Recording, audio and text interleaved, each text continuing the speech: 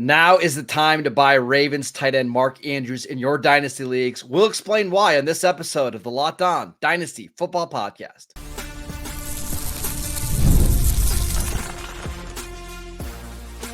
You are Locked On Dynasty Football, part of the Locked On Podcast Network. Your team every day. Here are your hosts, Marcus Mosher and Kate Madjuk. Welcome back to the Locked On Dynasty Football Podcast, part of the Locked On Podcast Network, your team every day. We'd like to thank you for making us your first listen of the day. This episode is brought to you by FanDuel. Now through September 22nd, all FanDuel customers can bet $5 and get a 3-week free trial of NFL Sunday Ticket from YouTube and YouTube TV. Just visit FanDuel.com to get started. Welcome back. I'm your host, Marcus Mosher. You can follow me on Twitter at Marcus_Mosher. Joining me today, as always, is Kate Madjuk. You can follow her on Twitter at Kate Madjuk. You can also go read her over at Yahoo. And it's a Wednesday show, so of course that means that Matt Williamson is here. You can follow him on Twitter at WilliamsonNFL. We're going to answer your mailbag questions today, including, are you worried about Drake London and Chris Olave? Which rebuilding moves should you be making if you're in that situation?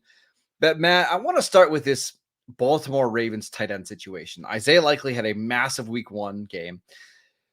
A lot of dynasty owners and managers are panicking about Mark Andrews. Should you be selling high, or are you kind of buying low right now? Sorry, selling low and buying high, I guess, right? Yes.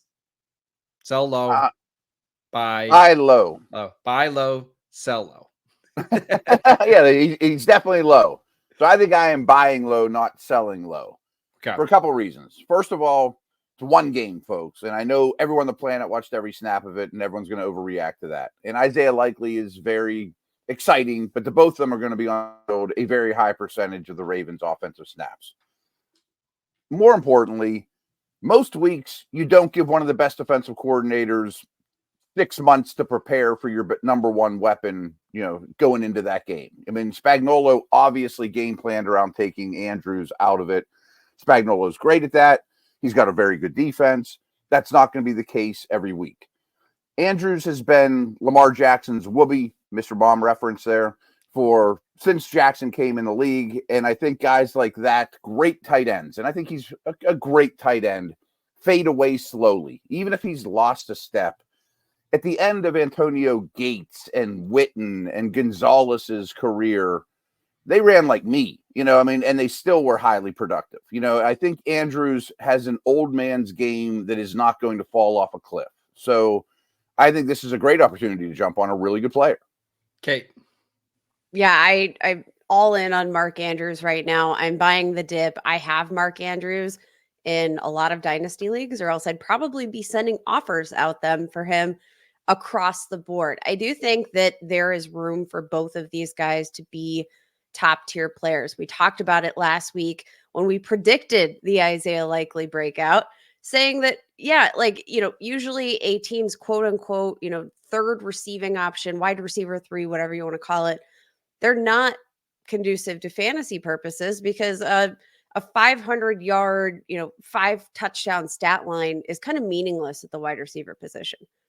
That's not the case at tight end. And I think we all know the ceiling for Isaiah Likely in this offense is a lot higher. Mark Andrews, all of those things, in terms of like scheming him out of the game plan, I think are all great points. Also want to mention the fact that Mark Andrews was just in a car accident. So he's been working his way back from that. I think we saw him in a fairly limited role there. I'm not panicking. I think there's room for all of these guys to eat. And, this is going to be an offense that scores a lot of points on a weekly basis. Matt, here's my concern. We saw Isaiah Likely perform really well at the end of the 2023 season when Andrews was out. We saw Likely perform really well in week 1.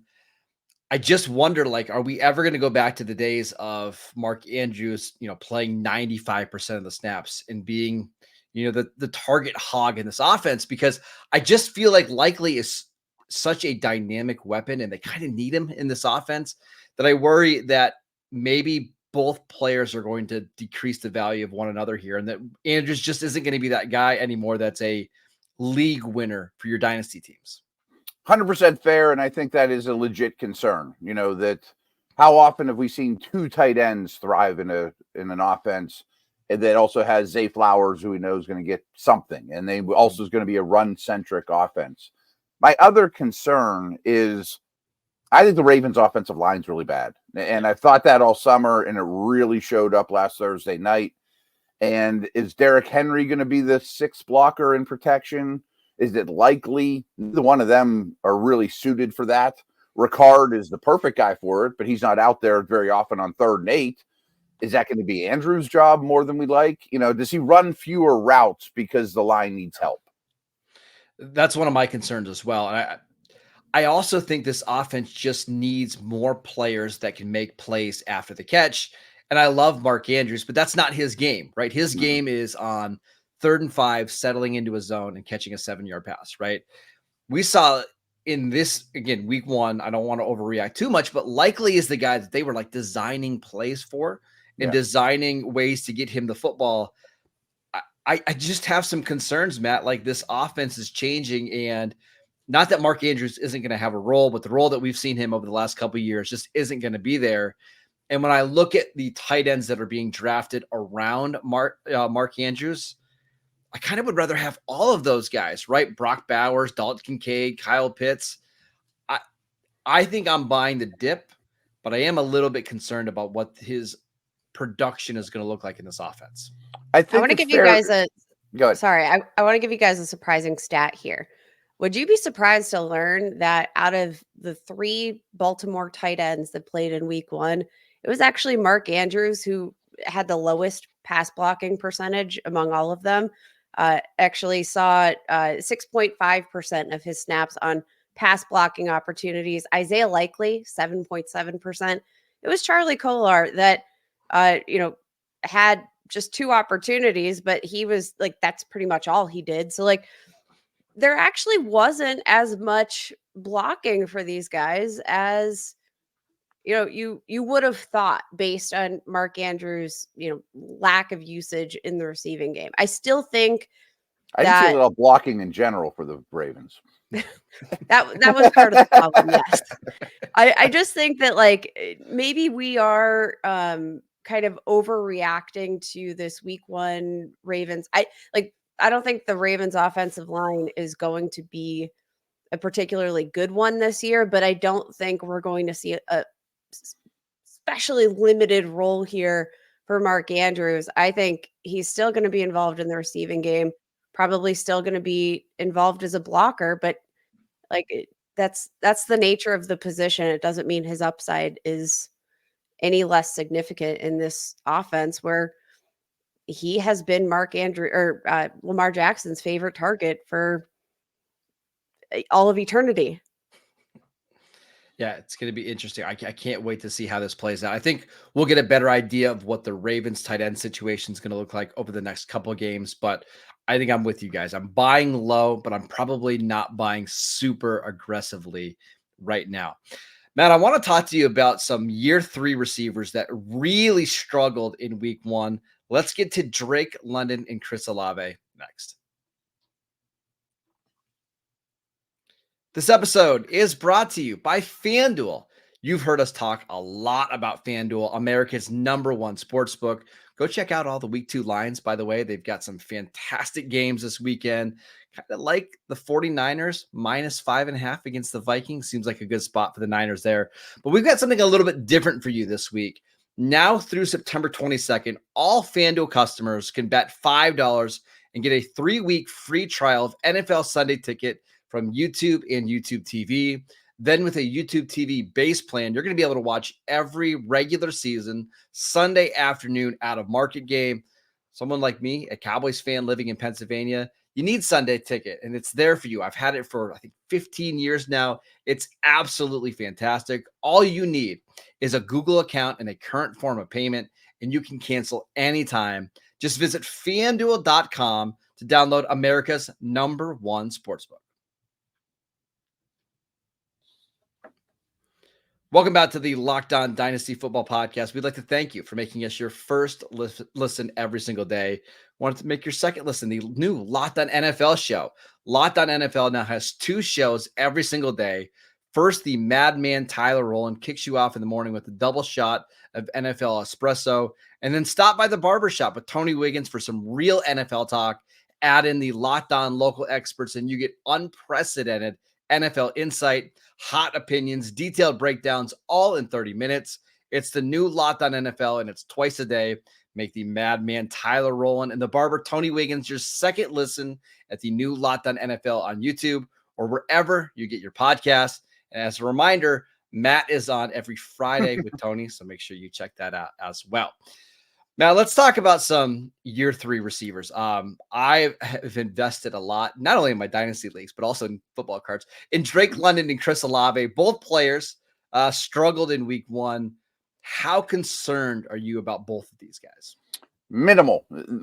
My number one concern with either is Kirk Cousins' health. I'm sure you've realized this. Falcons played the Steelers. I studied that game intently. Cousins looks like a shell of himself as a mover and trusting his leg and all those things. I also think, not to be too Steeler biased, that Atlanta played one of the best defenses in the league and couldn't protect for him.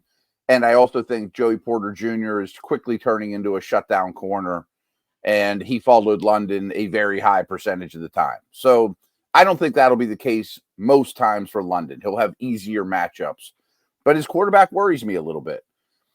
I was very encouraged by the way Carr played, though, with the Saints. I understand it was against a horrible team, but I thought he was one of the better quarterbacks in the league. This in one sample size, one game.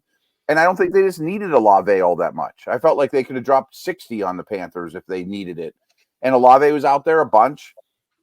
I think he's a phenomenal talent. I don't think he's not part of the game plan anymore. It just wasn't his day. Kate, of these 2 receivers, Drake London, Chris Olave, which one are you the most concerned about moving forward?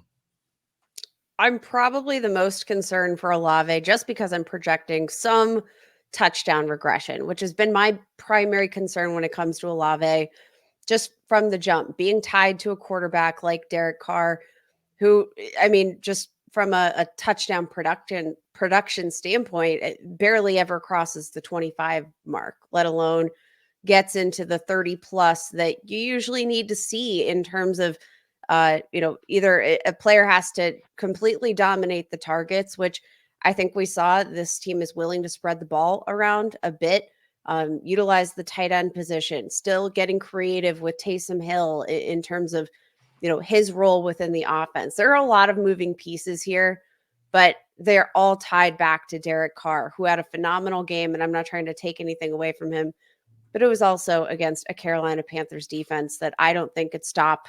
I don't know. Us.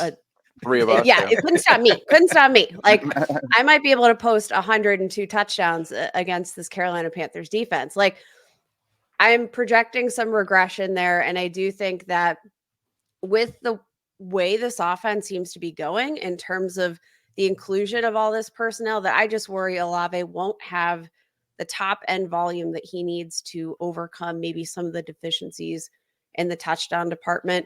For Kirk Cousins, I kind of wonder, he's, what do we say, about 8 weeks behind Aaron Rodgers in terms of his rehab process. So we should probably expect Aaron Rodgers to look a bit more advanced in terms of, his mobility and what he's able to do in the offense.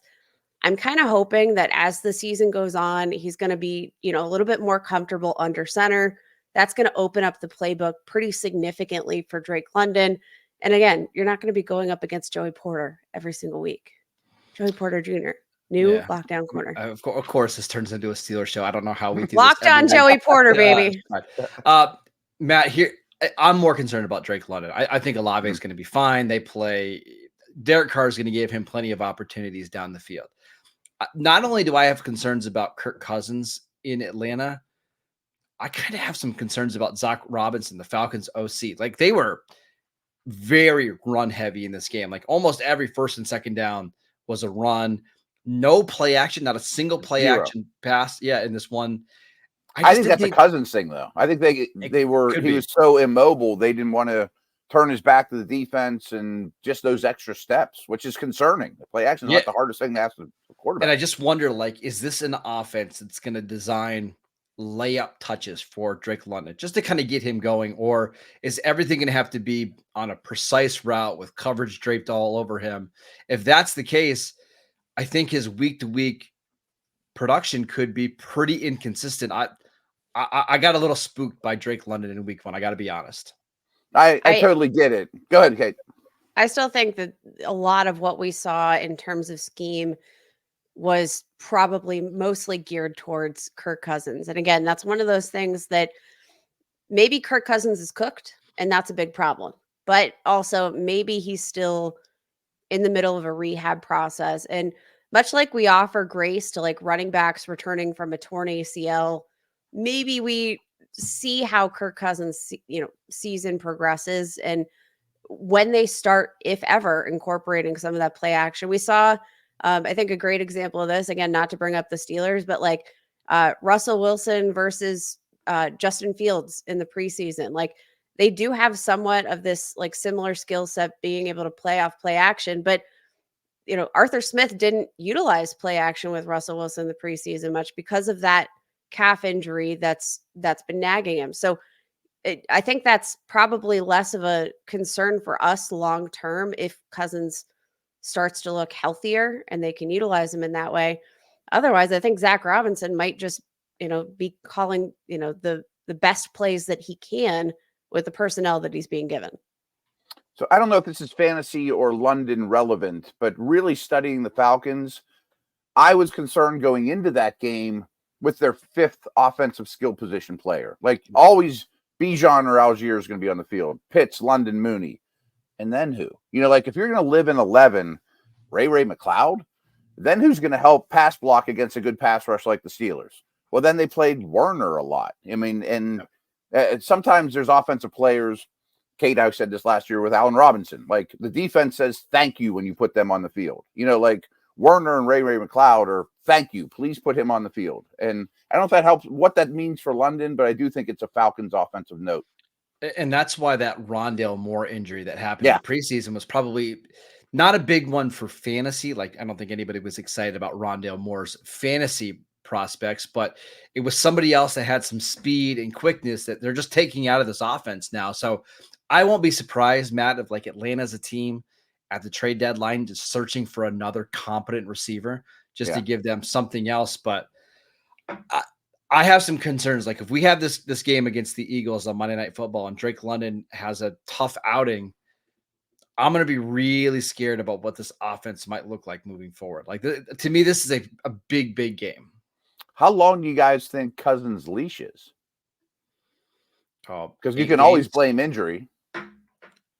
It feels like they're at least going to give him half the season, right? Like to figure this out. And if Atlanta isn't playing well, I think their next game is they play Philadelphia and then Kansas City. If they're 0-3, maybe we start hearing some of the rumblings about a quarterback change. Maybe. Kate? I honestly, I don't understand the build of this kind of raw, what this team was doing in general. I don't understand what they were doing with the Michael Penix pick. Maybe it's going to end up looking like one of the most brilliant picks of all time. But when you have Rome Odunze sitting on the board, I have a hard time figuring it out. But again, because of that draft capital, does that shorten or affect Kirk Cousins' leash? I mean, if they knew to what degree Kirk Cousins was limited at this point, and they decide to roll him out anyway, I don't really feel like you're giving him a fair shake if you're saying okay, go compete for your job, but we know you're less than 100%, but you might lose it by the time you finally are. None of it really makes sense to me. So a big thing you'll hear in coaching circles and inside the building with quarterbacks in particular are, can he protect himself out there? If this injury doesn't allow him to protect himself and he's a sitting duck, he won't be out there long. I agree. All right, let's talk about what you should be doing right now in your dynasty leagues if you are rebuilding. We will get to that next. This episode is brought to you by eBay Motors. Passion, drive, and patience. It's the formula for winning championships, and it's also what keeps your ride or die alive. eBay Motors has everything you need to maintain your vehicle and level it up to peak performance. Superchargers, roof racks, exhaust kits, LED headlights, and more. Whether you're into speed, power, or style, eBay Motors has got you covered. With over 122 million parts for your number one ride or die, you'll always find exactly what you're looking for. And with eBay Guaranteed Fit, your part is guaranteed to fit your ride every time or your money back. Because with eBay Motors, you're burning rubber and not cash. With all the parts you need at the prices you want, it's easy to make your car the MVP and bring home huge wins. Keep your ride or die alive at ebaymotors.com. Eligible items only. Exclusions apply. eBay Guaranteed Fit only available to U.S. customers. Welcome back to the Locked On Dynasty Football Podcast. We are answering your Twitter questions. And our final Twitter question here is, what should you be doing if you are in a rebuild mode? Are there players to trade away? Which ones are you guys targeting? Matt, why don't you go ahead and go first? I'm sure there's tight end buying opportunities after such a dismal opening, but I focused on some very young receivers that have pedigree that I think are a little bit cheap right now and might, Ryan and I always used to call it the productive struggle, that if you're totally rebuilding, and we don't call it tanking, but the productive struggle, guys that are going to help you down the line, but might not score a lot of fantasy points, and you got to put them in your lineup, and, oh, well, I lost this week, And here's my guys I came up with. Ricky Pearsall, he's not even on the field. Nope. And I don't think Debo's going to be a Niner next year now. And obviously he's a first-round pick in a really good offense. Here's the guy I didn't like, but the week one usage for Treylon Burks is kind of exciting to me as a former first-round pick because Hopkins has a torn MCL. I mean, I can see them shutting him down. He hardly played at all. Burks got a lot of snaps, and I thought he might be somebody like the Steelers could have traded a seventh-round pick to get, but sure, he might be in the mix there. And then the other two are the young Colts receivers. I mean, Richardson completed 9 passes, but I still really like Downs, and I'm really, really impressed with Mitchell, and I think this might be the last chance you get to buy Mitchell. Kate, what about you? Are there some guys that you're targeting in in dynasty leagues to help you rebuild? I actually think I want to pivot the discussion a little bit into players that I think you should trade away. Because as somebody who, is in rebuild mode in a couple of my leagues, I'm looking at some of these depth pieces that have perhaps a lot of value here in 2024 that I could care less to roster long-term in Dynasty. I'm even talking to Jordan Mason. If you were lucky enough to stash Jordan Mason on your Dynasty rosters, go trade him. Go trade him now. I understand there's like some, immediate concern about the production. Yes, Jordan Mason, I think as long as CMC is out, is a probable lock for a top 12 performance. Some other running backs I think you could trade. Alvin Kamara, who is ancient. And again, I'm still trying to figure out how this team is going to navigate his contract situation.